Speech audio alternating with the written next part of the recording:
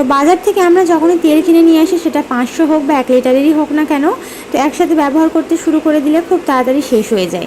তো সে কারণে এই টিপসটা একবার ফলো করে দেখো, তোমরা নিজেরাই বুঝতে পারবে যে তোমরা সংসারে অনেকটা পরিমাণে সেভিংস করে নিতে পেরেছো।